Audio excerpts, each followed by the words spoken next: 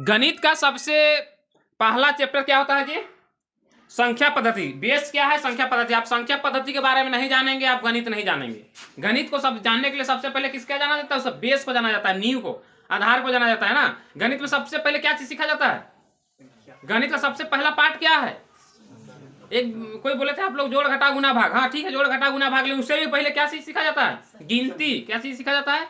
गिनती। गणित को हम एकदम जीरो सिखाने का प्रयास किया। देखो आज पहली पार्ट है, मेरा वीडियो एकदम देखते चलिए, आप लोग गणित को बहुत बेहतर सीखेगा। सबसे पहला पार्ट गणित में संख्या पद्धति। जोड़ घटा गुना भाग से ही पहले क्या आता है? गिनती। गिनती को भी हम लोग गणित की भाषा में क्या कहते हैं? संख्या कहते हैं। क्या कहते हैं? संख्या कहते हैं। सबसे पहले हम लोग संख्या के बारे में सीखना पड़ेगा।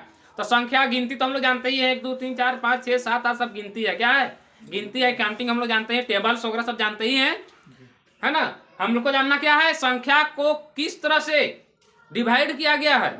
जैसे संख्या को हम लोग किसी किसी संख्या को प्राकृतिक संख्या कहते हैं, किसी को पूर्ण संख्या कहते हैं, किसी को पूर्णांक संख्या कहते हैं, किसी को ऋणात्मक पूर्णांक, किसी को धनात्मक पूर्णांक, किसी को परिमेय संख्या, अपरिमेय संख्या, सम संख्या, विषम संख्या, भाज्य संख्या, अभाज्य संख्या, ये सब तो पढ़े हुए हैं, पढ़े। फिर भी हम डिटेल से पढ़ा रहे हैं, शुरू से पढ़ा रहे हैं। आप लोग देखिए, गणित को कौन कहता है नहीं सीखेंगे? गणित को कौन कहता है बहुत हार्ड है? गणित का तो नाम है सरल गणित। क्या नाम है?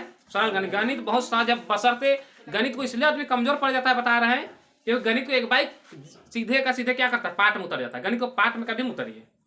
अगर आप मान लीजिए साधारण ब्याज पढ़ना है, डायरेक्ट साधारण ब्याज मत पढ़िए। अगर औसत पढ़ना है तो डायरेक्ट औसत मत पढ़िए। आप लाभ हानि पाठ पढ़ना है तो डायरेक्ट लाभ हानि मत पढ़िए। आप क्या कीजिए, गणित को एक नॉर्मल तरीका से एकदम धीरे से पहला पाठ से पढ़ते हुए पूरा अंतिम पाठ तक पढ़िए।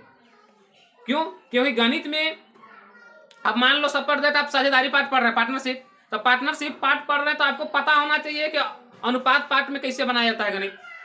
आप साझेदारी पढ़ रहे हैं, लेकिन हमको अनुपात पाठ का ज्ञान होना चाहिए। और अनुपात पाठ का ज्ञान होना चाहिए मतलब जोड़ घटा गुना भाग भी हमको जानना चाहिए, यानी औसत निकालने भी जानना चाहिए, प्रतिशत निकालने भी हमको जानना चाहिए, तब जाके वो गणित कंप्लीट होता है। इसलिए एक पाठ को विशेष ध्यान देकर पढ़ोगे नहीं होगा। आगे देखिए, प्राकृतिक संख्या किसे कहते हैं? तो गिनती में 1 से स्टार्ट कीजिए, उसे लेकर अनंत तक सब क्या है? प्राकृतिक संख्या है। 1 2 3 4 5 6 7 8 9 10 11 12 जितना दिन तक आप पढ़ पा रहे हैं, है ना, अनंत तक सबका सब क्या है? प्राकृतिक संख्या है। और पूर्ण संख्या 0 से स्टार्ट होता है। कहां से स्टार्ट होता है? 0 से स्टार्ट होता है। 0 से स्टार्ट होता है, उसे हम लोग क्या कहते हैं? पूर्ण संख्या कहते हैं। 0 से लेकर के उधर आप जितना अनंत तक जा सकेंगे सब का सब क्या है? पूर्ण संख्या। आप अंतर ही दोनों में क्या है?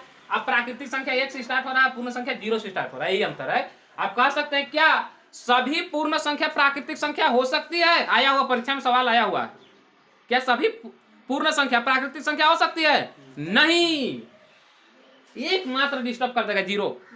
0 सभी नहीं हो सकता। 0 को छोड़ के बाकी सभी क्या है? पूर्ण संख्या प्राकृतिक संख्या है, लेकिन 0 प्राकृतिक संख्या नहीं है। क्या सभी प्राकृतिक संख्या पूर्ण संख्या हो सकती है? जी, सभी प्राकृतिक संख्या पूर्ण संख्या है जी, है ना। आगे देखेंगे पूर्णांक संख्या क्या है। तो पूर्णांक देखिए, यहाँ पर 0 है ना, 0 के बाद 1 2 3 4 5, यहाँ 0 के बाद 1 2 3 4 5 किए हैं अनंत तक। तो 0 से भी पहले कोई संख्या होता है? होता है, होता है, उससे पहले भी होता है। 0 से पहले -1 -2 -3 -4 -5 -6 -7 -8 -9 -10 होता है ना। तो 0 के बाद माइनस अनंत तक जितना दूर जा पाएंगे सब क्या है? पूर्णांक संख्या। क्या है? पूर्णांक। अब इसमें पूर्णांक संख्या 2 प्रकार का होता है। एक होता है ऋणात्मक पूर्णांक, एक होता है धनात्मक पूर्णांक। तो ऋणात्मक पूर्णांक किसे कहेंगे? माइनस में जिसमें भी संख्या है सब क्या है? ऋणात्मक पूर्णांक है। और धन में जितना है वो सब क्या है? धनात्मक, है ना। प्लस में जितना है सब क्या है? धनात्मक पूर्णांक है। यहाँ ध्यान दीजिए, परिमेय संख्या किसे कहते हैं? परिमेय संख्या उसी को कहेंगे जिसको P/Q के रूप में लिख सकते हैं, बट्टा में लिख सकते हैं, है ना। जैसे हम लिख सकते हैं इसको 5/7 लिख सकते हैं ना, 5/7 लिख सकते हैं। तो क्या है? परिमेय संख्या है। कहीं पर हम इसको भी लिख सकते हैं 31/11 लिख सकते हैं, ये भी परिमेय संख्या है। जिसको हम लोग बाटा के रूप में लिख सकते हैं उसको हम लोग क्या कहेंगे? परिमेय संख्या कहेंगे। लेकिन Q बराबर 0 नहीं होना चाहिए। बाटा के नीचे जो इसको ऊपर को अंश कहते हैं, नीचे को हर कहते हैं, तो हर बराबर क्या होना चाहिए? 0 नहीं होना चाहिए, है ना, उसको परिमेय संख्या कहेंगे। अपरिमेय संख्या किसे कहेंगे? जिसमें रूट लग जाता है। रूट इसको इंग्लिश में पढ़ते हैं, हिंदी में क्या पढ़ते हैं? इसको वर्गमूल। क्या पढ़ते हैं? वर्गमूल। वर्गमूल जिसमें लग सकता है उसको हम लोग क्या कहेंगे? अपरिमेय संख्या। जैसे यहाँ लिख देंगे 9, तो इसको हम लोग इसको वर्गमूल निकाल देंगे तो 3 बन जाएगा। इसको नहीं कहेंगे अपरिमेय। अपरिमेय किसको कहेंगे? 2 को कहेंगे, 3 को कहेंगे, 5 को कहेंगे, 7 को कहेंगे, 6 को भी कहेंगे, √6 है ना। ये सब क्या हो जाएगा? अपरिमेय संख्या। और सम संख्या उसको कहते हैं, इसको हमारी भाषा में समझो। सम संख्या उसे कहते हैं जिसको जोड़ा जोड़ा करने से ना जोड़ा लग जाता है। हम लोग के बचपन में खेल था, क्या खेल था? केला कटहर भंगाना कहते थे हम लोग ना, वो हमारी भाषा किया है। मतलब जोड़ी जोड़ी जूमते थे और हम लोग अपने में बंटवारा करते थे, है ना, बंटवारा करते थे। बहुत तरह का खेल था हम लोग के समय में। क्या क्या बोलते थे, जो छूर खेल हुए, अड़हुल खेल हुए, रिश्ता पूछ का अपना अपना समय का था। उसमें क्या करते थे? बंटवारा करते थे, है ना। बंटवारा करने मतलब जोड़ा जोड़ा अगर आदमी मिल गया बंटवारा करने के लिए तो उसको हम लोग सम कहेंगे। जैसे में 2, 4, 6, 8, 10 इसको हम लोग जोड़ा जोड़ा कर सकते हैं। 2 को जोड़ा करेंगे तो 1 जोड़ा, 4 को जोड़ा करेंगे 2 जोड़ा, 6 को जोड़ा करेंगे 3 जोड़ा, 5 को जोड़ा करेंगे 4 जोड़ा, 10 को जोड़ा करेंगे तो क्या जोड़ा? 5 जोड़ा। तो इसका मतलब ध्यान दीजिए, कितना भी संख्या है सम और विषम छांटने का और को पहचान बता दे रहे हैं। जिसका अंत में 0 हो, 2 हो, 4 हो, 6 हो और 8 हो, जिसका अंत में अंतिम संख्या चाहे इकाई अंक, जिसको इकाई दहाई सैकड़े हजार पढ़ने जानते हो ना, तो इकाई अंक क्या हो? 2 हो, 4 हो, 6 हो, 8 हो, तो हम लोग क्या कहेंगे?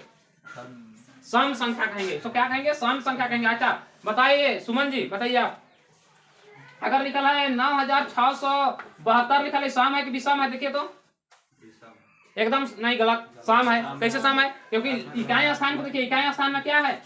2 है। अभी हम क्या बताए हैं? इकाई स्थान में 0 हो, 2 हो, 4 हो, 6 हो, 8 हो, तो हम लोग क्या मानेंगे? सम है। वो जोड़ा उसका लगेगा ही लगेगा। चलिए श्रुति जी आप बताइएगा, 7, 5, 6, 9, 6 ये सम है कि विषम है? बताइए।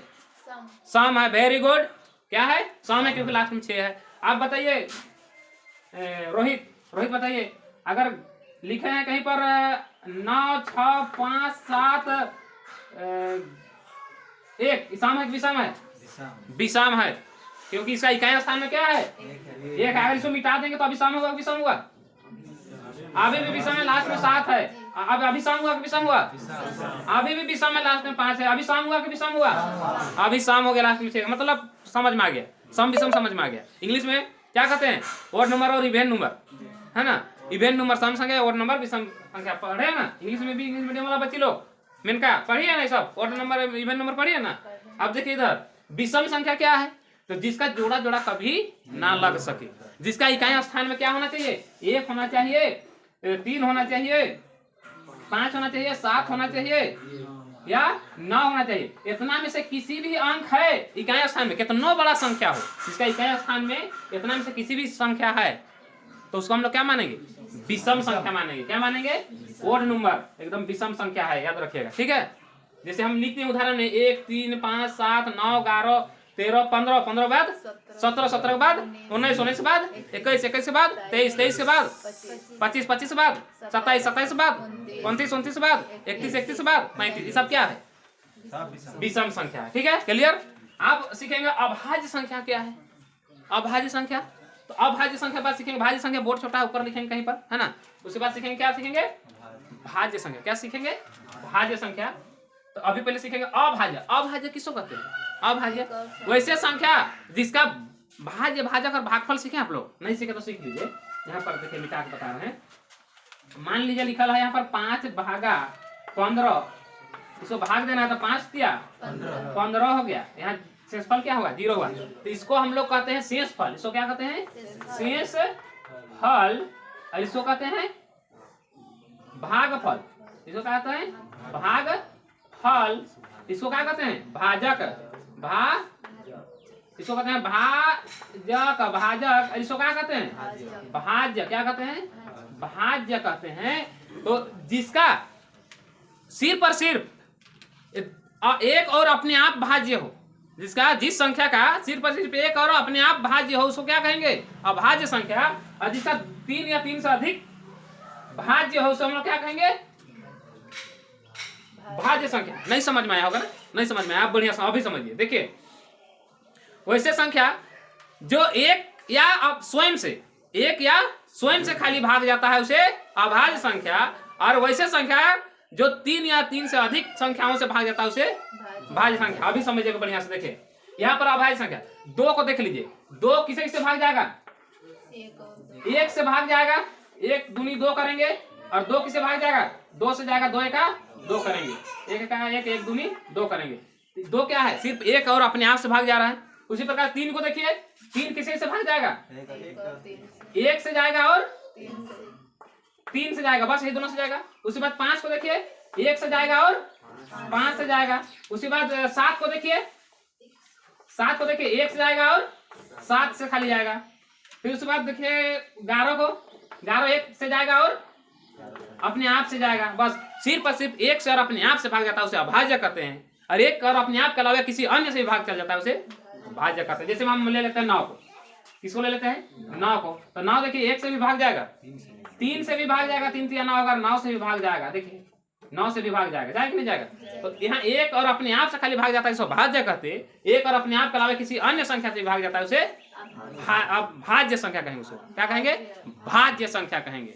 भाज्य संख्या किसे कहते हैं, भाज्य संख्या किसे कहते हैं, जो 1 और अपने आप के अलावा किसी अन्य से भी भाग जाता हो उसे भाज्य कहेंगे। जो 1 और अपने आप के अलावा किसी अन्य से भाग नहीं जाता है, सिर्फ अपने आप से और 1 से खाली भाग जाता है उसे अभाज्य कहते हैं। तो कहीं पर लिख लेते हैं, एक तो मिटा देते हैं कहीं पर ना, यहाँ पर मिटा दे, इसी को मिटा देते हैं पूर्णांक वाला, ठीक है, परिमेय को भी मिटा देते हैं, चलो अपरिमेय को भी मिटा देते हैं, इतना से मिटा दिए। चलो तो अभाज्य संख्या के बाद लिखेंगे, क्या लिखेंगे, भाज्य संख्या किसे कहते हैं। भाज्य संख्या से में अगर 2 क्या है, अभाज्य है, 3 अभाज्य है, तो 4 क्या है, 4 क्या है, भाज्य है। देखिए 1 से भी भाग जाएगा, 2 से भी जाएगा, 4 से भी जाएगा। उसके बाद 6, 1 से भी जाएगा, 2 से भी जाएगा, 3 से भी जाएगा, 6 से भी जाएगा। उसके बाद 7 8 9 10 11 तक 1 और अपने आप से जाएगा। 12 देखो 12 1 से जाएगा, 2 से जाएगा, 3 से जाएगा, 4 से जाएगा और 6 से भी जाएगा और 12 से भी जाएगा, है ना। तो सिर्फ 1 और अपने आप से जाएगा तो अभाज्य, 1 और अपने आप के अलावा किसी अन्य से भी भाग जाता है तो भाज्य। समझ में आ गया भाज्य अभाज्य के बारे में, है समझ में। देखिए एसएससी जीडी वालों ध्यान दीजिए, अभी तक आपने क्या पढ़ा, सवाल कुछ करके देखें, है ना। पहला सवाल कहता है सबसे छोटी अभाज्य संख्या क्या है, 0 1 2 3 क्या है बताइए, सबसे छोटी अभाज्य संख्या। सबसे छोटी अभाज्य संख्या देखिए, अभाज्य संख्या में सबसे छोटी अभाज्य संख्या क्या है, 2 है। क्लियर हो गया। अगला सवाल कहता है शून्य है, शून्य क्या प्राकृतिक संख्या है कि पूर्ण संख्या है कि धनात्मक है कि ऋणात्मक है, पूर्ण संख्या। देखिए पूर्ण संख्या में 0 आता है, ठीक है, 0 किसमें आता है, पूर्ण संख्या में आता है, प्राकृतिक संख्या में नहीं आता है 0, है ना, प्राकृतिक संख्या को नहीं मारना है। निम्नलिखित में से अभाज्य संख्या कौन सी है, इसमें से अभाज्य संख्या कौन सा है। देखिए 161 221 373 और 437 है। आप सबसे पहले तो हम लोग जानेंगे अभाज्य संख्या किसे कहते हैं, जो सिर्फ 1 और अपने आप से भाग जाता है। अब इतना बड़ा बड़ा में कौन है अपने आप से भाग जाने वाला, 1 से भाग जाने वाला। तो सबसे पहले हम भाग कैसे दिया जाता है वो हम सिखा लेंगे, तभी गणित को बताएंगे। चलिए आगे मेरा वीडियो देखते रहिए, इससे जस्ट बाद हम कैसे भाग दिया जाता है वो हम सिखाते हैं। कैसे 2 से भाग जाएगा, कैसे 3 से भाग जाएगा, कैसे 4 से जाएगा, कैसे 5 से जाएगा। तो उसे हम लोग काटने भी सीख जाएंगे, सीखेंगे ना। काटने बहुत बेहतर चीज है, काटना सीखना बहुत बड़ी बात है, वो सब पाठ में लागू होता है, ठीक है। उसके बाद देखिए सवाल कहता है प्रथम 4 अभाज्य संख्याओं का योग ज्ञात करें। प्रथम पहला स्थान से अभाज्य संख्या, अभाज्य संख्या 2 से स्टार्ट होता है, तो प्रथम 4 1 2 3 4 चारों का योग ज्ञात कर दीजिए। देखिए चारों को पहले हम लोग जानेंगे तब तो योग ज्ञात करेंगे। इसका योग ज्ञात करने का शॉर्ट तरीका है, देखिए छोटा सा हम तुरंत योग ज्ञात कर सकते हैं। 7 और 5 12 और 3 15 और 2 17, इसका आंसर क्या हो जाएगा 17 हो जाएगा। ये तो छोटा था इसलिए बड़ा रहेगा, तो 1 से लेकर 100 तक अभाज्य संख्याओं का याद ज्ञात करें, योग ज्ञात करें। 100 से लेकर 1000 तक प्राकृतिक संख्याओं का योग ज्ञात करें। तो इस सब वीडियो को जानने के लिए आगे का वीडियो देखिए, है ना।